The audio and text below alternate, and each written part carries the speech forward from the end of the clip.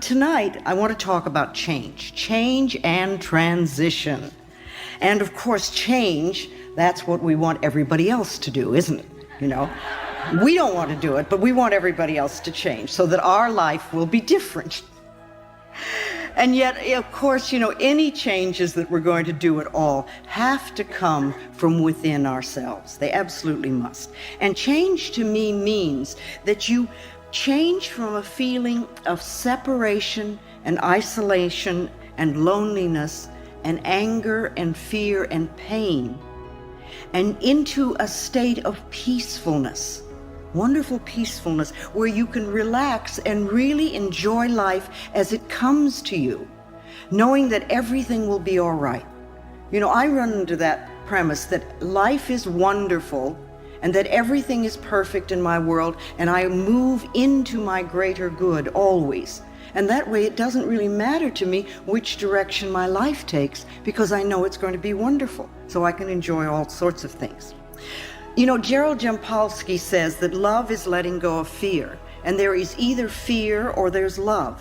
And if you're not in a love space, if you're not coming from the loving space of the heart, then you're in fear and all those other things like isolation and separation and things like that, and loneliness and anger.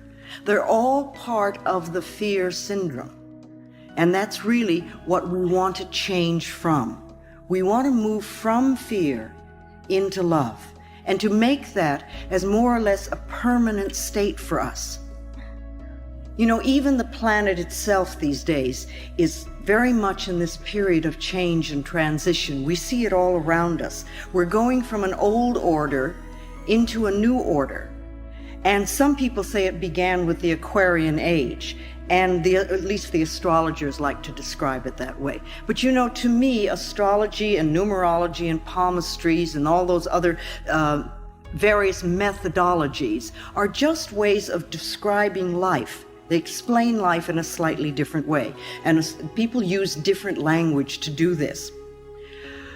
But the astrologers say that we're moving out of the Piscean age and into the Aquarian age now. And you know, in the Piscean age, we reached outside of us and looked to other people to save us. We looked for other people to do it for us. But in the Aquarian age, which we're entering now, people are beginning to go within and find that they have the power to save themselves. And this is a wonderful, liberating thing for us. Now, some people get very frightened because it seems to be responsibility. But actually, we're discovering our ability to respond to life, not in a victim way, but in a way that gives us power. In a way that gives us power. We're finding that we're getting a connection to what the AA people call the higher power, and what I call our higher self, so that we can contribute to saving ourselves.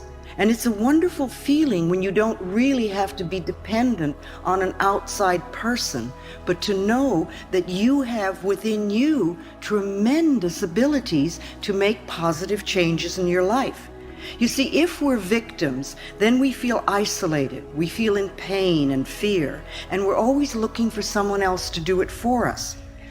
But now we're taking, as I said, responsibility for our own lives, and we're beginning to understand how we can contribute to the experiences that we have and how we can change those experiences if we don't really care for them.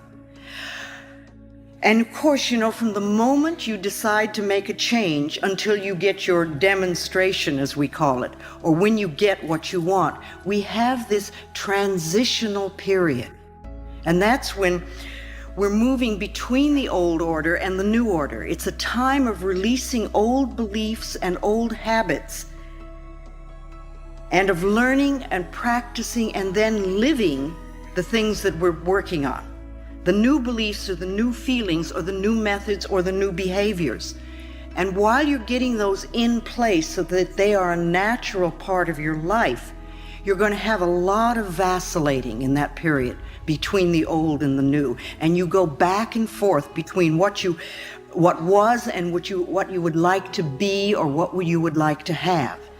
And if you decide that you're going to release an old belief and that you're going to create a new one, during that transitional period, you're going to go back and forth. And this is a time when we often get very angry at ourselves because it's like, well, I know all about the new. Why aren't I doing it? I must not be good enough, or I must be a bad person. But that's silly, because anything that we're learning takes time. And you go back and forth until you're really strong in the new belief, until you've gone to the complete shift. You know, you may begin to do an affirmation for something, and you're doing well, and then something happens, and you say, oh, I can't do that, and you go back to your old worry habit again. Well, that's just a period of vacillating. It doesn't mean that you haven't learned anything, and it doesn't mean that you're back where you started. It's just part of that back and forth thing. You're not settled in your new habit yet. And that takes a little time and a little practice and a little patience.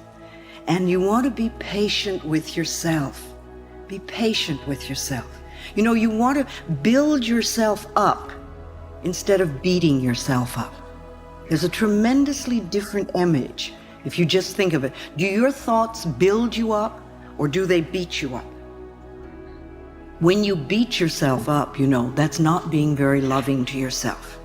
Sometimes we don't need to make outward changes so much as to go within and just sort of take what we already do and alter it just a little bit. Somebody was saying to me tonight that they were thinking about a new apartment and they were worrying that there wouldn't be enough money. And I said, well, why don't you start affirming there will be lots of money? And you know, it's just like a tiny little thing, and you almost change 2 words. But it's a small way of changing the way you look at a particular situation. Somebody was asking me, saying that they were in a lot of pain. And, you know, they kept using the word pain so much. And they said, is there another word that I could use? And I thought of the time that I smashed my finger with a window. And I realized that if I really gave into it, I was going to go through a very difficult period. So the minute it happened, I started to do some mental work right away. But then I remembered I was referring to my finger as having a lot of sensation. And it did. It had a lot of sensation. And you know, by insisting upon viewing it in that particular way, to me, I think helped it heal much quicker and helped me handle what could have been an incredibly painful thing. Because I knew that if I could alter my mind, it would be better. If we can just alter the way we think just a little bit. So those of us who want to change, we're moving from an old order to a new order. And lots of things are happening on this planet. I don't think things on the planet are so very different than they used to be, but we seem to be more aware of things. I see things in the paper all the time, and I think, oh my goodness, are we really doing that? And then as I continue to read, it seems like we've been doing it for a long time, but it's coming to the surface. We seem to see more negativity. But you know, if you want to clean your own mental house, if you decide to work on yourself and you're going to go inside, you have to look and see what is there. You have to look and see what your beliefs are so you know what to change. You can't clean out the negativity if you don't see it. If you're going to clean your own house, it's the same thing. You have to look around and see where the dirt is. You have to pick things up and dust them and look around and polish them or throw them out or replace them. But you have to see what's there. And if we're going to make a big transitional phase on this planet, and really help to heal this planet, we're going to have to look and see what's occurring here. We're going to have to see what's happening and to uncover the negativity. And the things that have been hidden for a long time are going to come to the surface.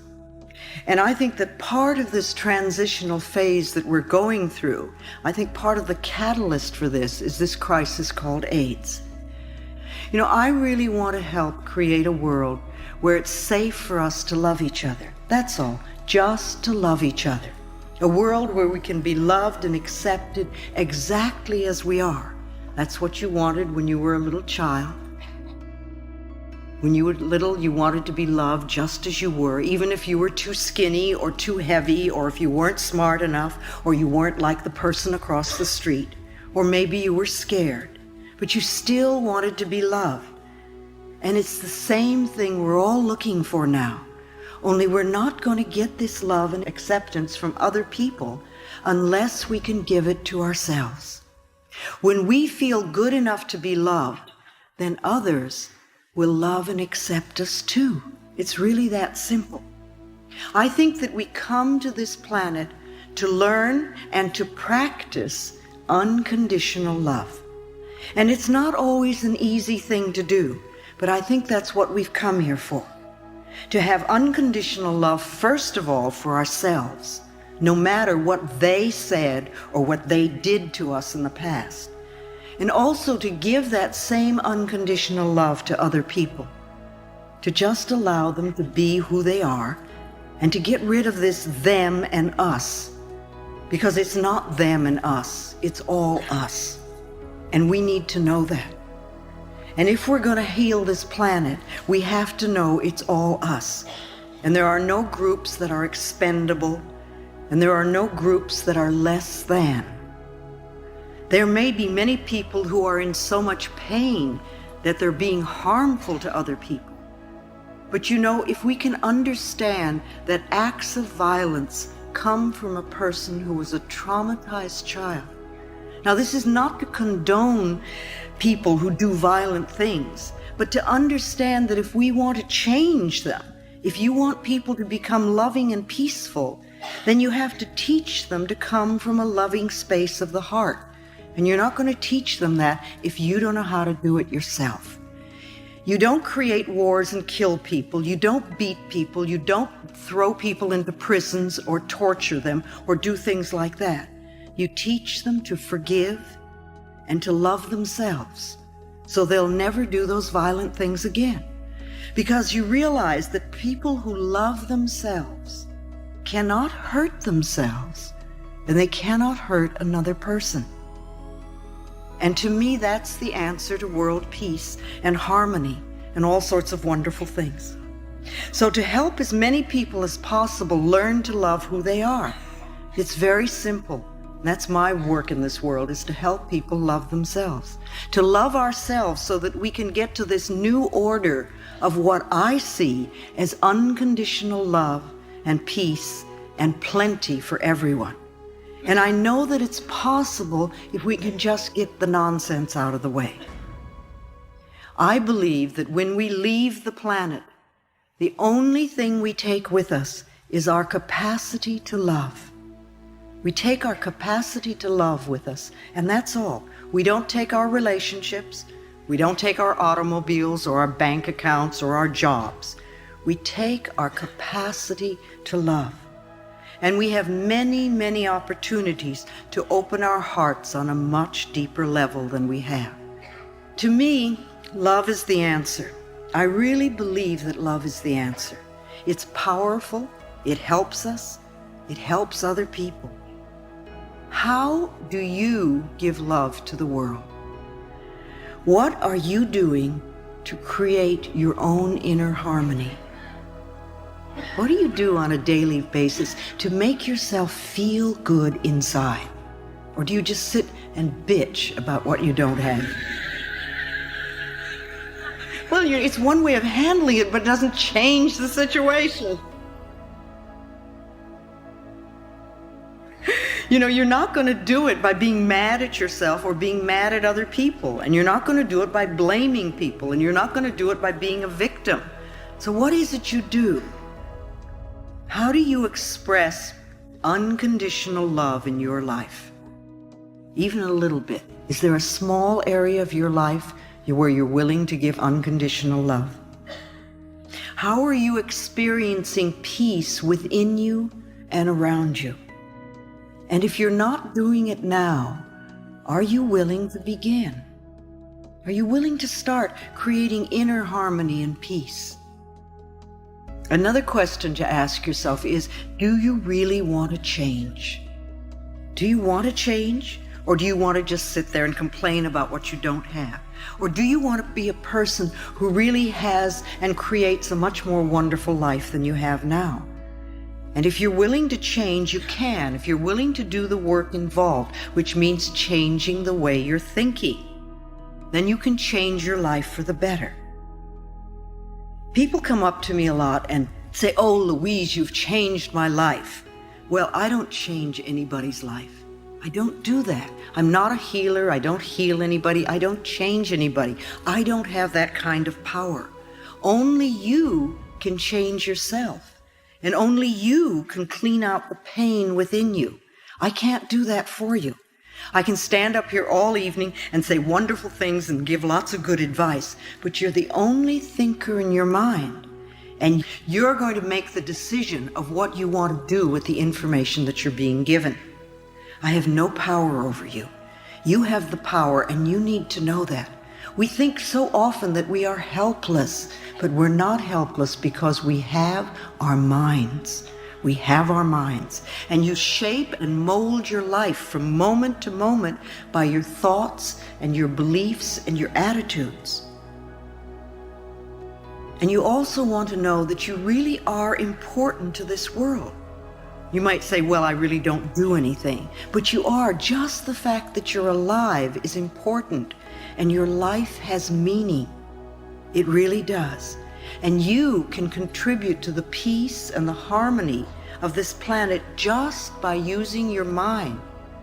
Now, some people get involved politically, and some people march, and some people do Peace Corps, and some people help feed the homeless and do all sorts of things, and that's fine. But you can also contribute to the peace and harmony of the planet just as much by how you use your mind. And remember, every time you think, every time you're thinking, you're connecting with like-minded people. Think of that for a minute.